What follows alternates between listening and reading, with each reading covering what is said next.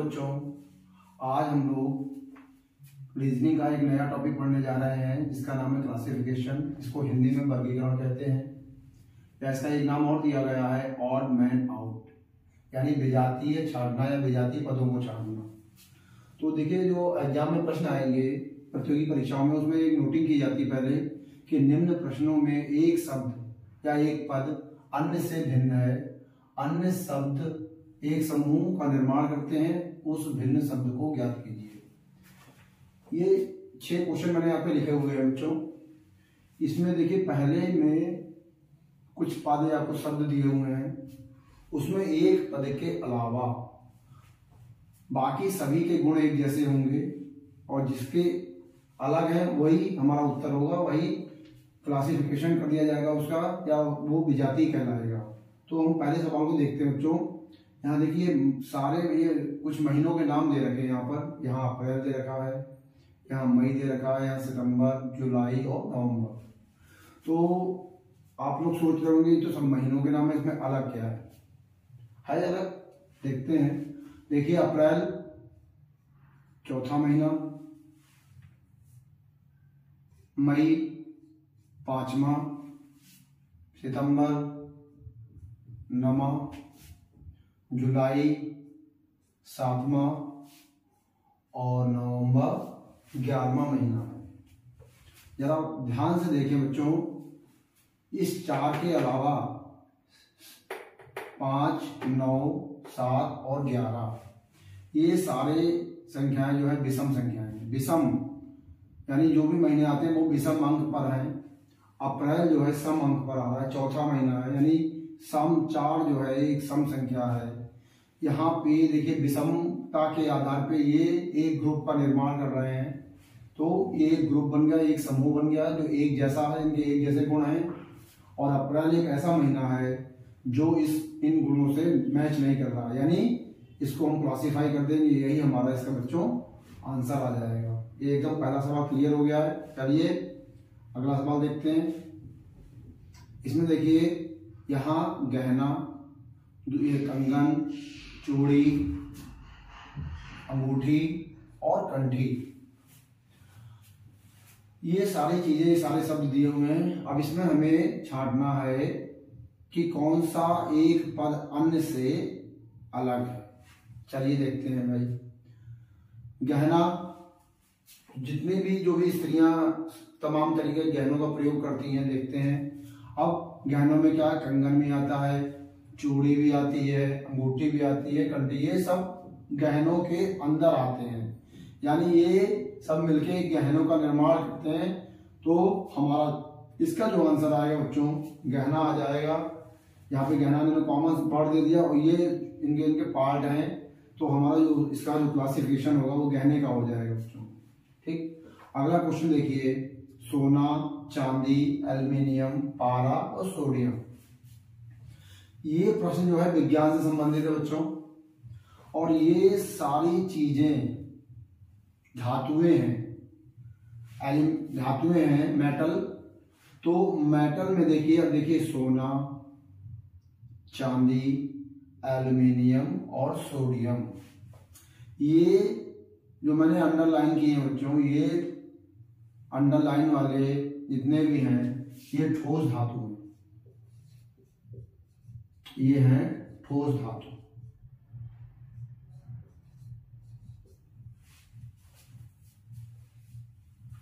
ठोस धातु है।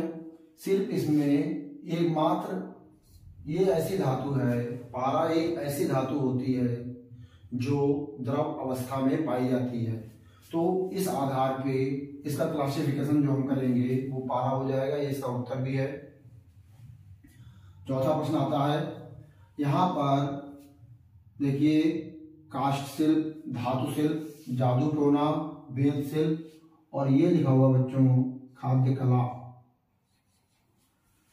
तो अब हम देखते हैं, काष्ठ शिल्प, धातु शिल्प, वेद शिल्प और खाद्य कला। तो ये सब कलाएं हैं जो अलग अलग चीजों से संबंधित। काष्ठ माने लकड़ी और शिल्प माने लकड़ी से जो भी चीजें तैयार की जाती हैं वो काष्ठ शिल्प के अंतर्गत आता है। धातु शिल्प का मतलब हो गया धातुओं से जो चीजें तैयार होती हैं वो धातु शिल्प में आ जाएगा। वेद से तैयार होने वाली चीजें जो है वेद शिल्प में आ जाएंगी। और खाद्य पदार्थ यानी विभिन्न प्रकार के अगर हम व्यंजन बनाते हैं तो वो सारी चीजें हमारी खाद्य कला में आ जाएंगी। ये सारी कलाएं हैं, 1 2 3 4 ये सब कलाएं हैं। और यहाँ देखिए जादू टोना कोई कला नहीं है, ये समाज में बुराई है और ये व्यभिचार भी कहा जाता। तो यही हमारा इसका आंसर हो जाएगा, क्लासिफाई कर दिया गया है। इसके बाद 5वां प्रश्न हमारा है, देखिए निर्दयी, करुणापूर्ण, दयावान, दयालु और ममता। सारे पदों को ध्यान से देखने पे हमें पता चल रहा है, देखिए करुणापूर्ण, दयावान, दयालु, ममता, ये सारी चीजें अच्छे गुणों की निशानी है। जो व्यक्ति के अंदर प्रॉपर्टीज होती हैं, गुण होते हैं, करुणापूर्ण, कोई व्यक्ति करुणापूर्ण है तो एक अच्छा गुण है, दयावान है तो एक अच्छा गुण है, दयालु है तो एक अच्छा गुण है, ममता है तो वो भी अच्छा गुण है। यहाँ पर देखिए निर्दयी मतलब क्रूअल, ठीक, तो ये अच्छा गुण नहीं कहा जाता, ये बुरा है, बुराई है, यानी अवगुण है, गुण नहीं है ये। तो ये इसका आंसर आ जाएगा। इसी प्रकार देखते हैं अगला प्रश्न, प्रश्न संख्या 6। यहाँ देखिए मित्रता, प्यार, आसक्ति, घनिष्ठता और शत्रुता। यहाँ भी देखिए मित्रता, प्यार, आसक्ति और घनिष्ठता। मित्रता यानी ये भी एक जैसी चीज हो गई, प्यार भी, आसक्ति वाली एक दूसरे के लिए आकर्षण, और घनिष्ठता जो लोग क्लोज होते हैं। तो ये सारी चीजें क्लोजनेस की निशानी है। मित्र हैं वो भी क्लोज होंगे, उनमें आपस में प्यार भी होता है, आसक्ति भी होगी, घनिष्ठता भी होगी। शत्रुता जो है एकदम अलग चीज हो जाती है और वही इसका आंसर है, वही हमने इसको क्लासिफाई कर दिया है। तो ये 6 प्रश्न है। इसके बाद चलते हैं आगे की तरफ। चलिए बच्चों आगे आते हैं, आगे वाले प्रश्नों में देखते हैं। पहला जो 7वें नंबर का प्रश्न है उसमें क्या लिखा हुआ है, चीता, शेर, घड़ियाल, लोमड़ी और वेद। ये क्वेश्चन जो है विज्ञान का है, विज्ञान विषय से संबंधित है बच्चों। देखिए चीता, शेर, लोमड़ी और वेद, ये जो है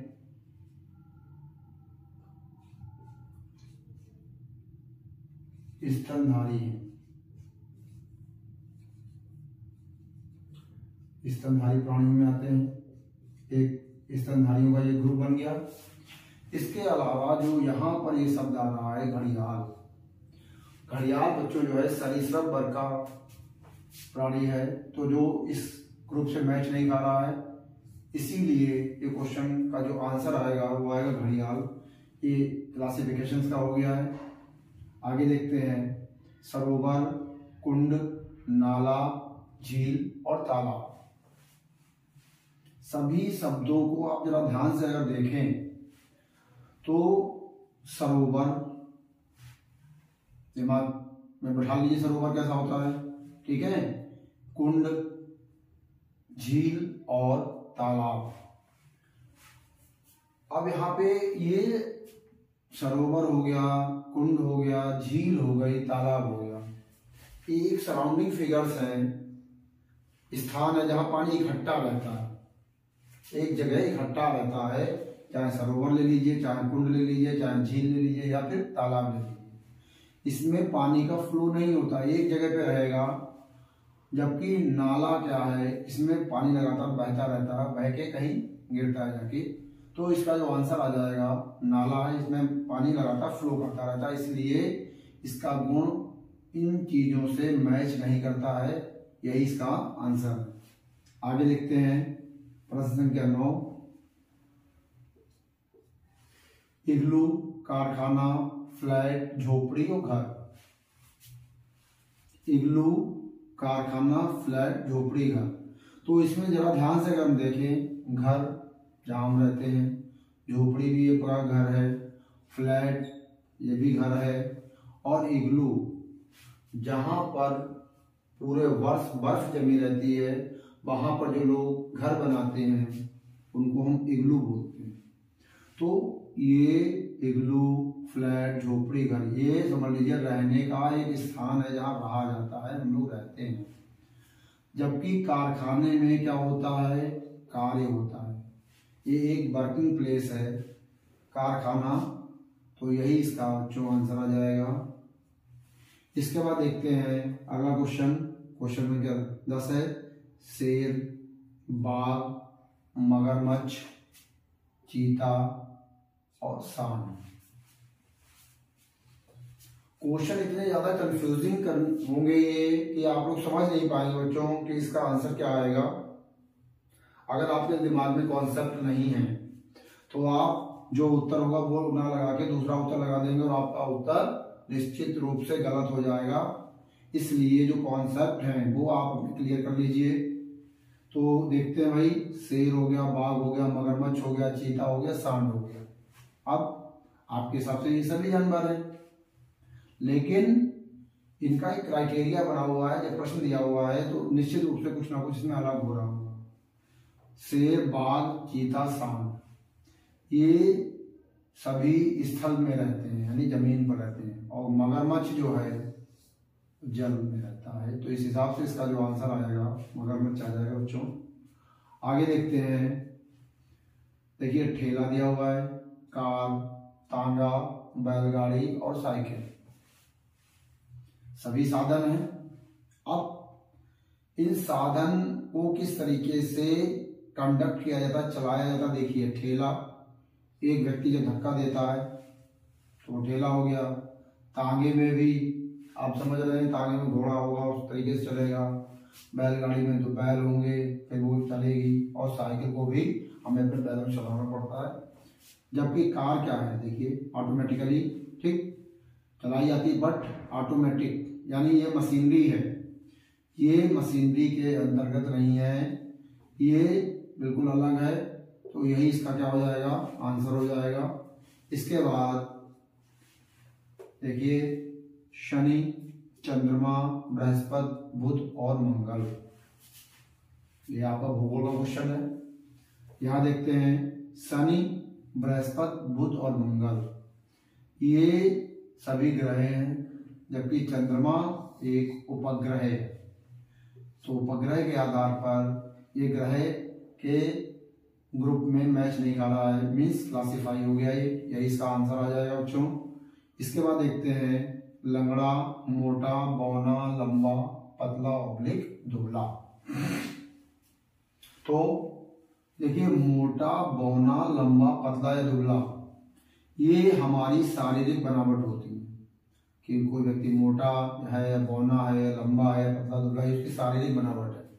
लंगड़ा व्यक्ति किसी कोई एक्सीडेंट हो जाए, कोई दुर्घटना हो जाए तो उस वजह से ये दोष आ जाता है व्यक्ति के अंदर, तो वो लंगड़ा कहा जाता है।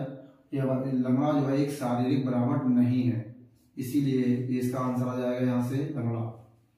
चलिए अगले प्रश्न की तरफ चलते हैं। यहाँ पे लिखा हुआ ईमानदारी, बुद्धिमानी, चतुराई, प्रतिष्ठा और समझदारी। तो ईमानदारी भी व्यक्ति का गुण है, बुद्धिमानी भी व्यक्ति का गुण है, ध्यान दीजिएगा, चतुराई भी व्यक्ति का गुण है और समझदारी भी व्यक्ति का गुण है। प्रतिष्ठा कैसे प्राप्त होती है, विभिन्न अलग अलग गुणों से प्रतिष्ठा आदमी समाज में प्राप्त करता है। अगर आप ईमानदार हैं तो ईमानदारी के कारण आप एक प्रतिष्ठा बन जाएगी समाज में। तो प्रतिष्ठा शब्द यहाँ से बिल्कुल अलग हो रहा है, तो यही इसका आंसर हो जाएगा बच्चों। इसके बाद देखते हैं अगला प्रश्न, प्रश्न संख्या 15, बादल, कोहरा, बाष्प, धुंध और वर्षा। बादल, कोहरा, बाष्प और धुंध ये चारों चीजें गैसियस स्टेट में है, यानी गैसीय अवस्था में पाई जा रही हैं। जबकि वर्षा जो है वो द्रव अवस्था में है, द्रव अवस्था में आ रहा है, इसीलिए यहां से इसका आंसर हो जाएगा।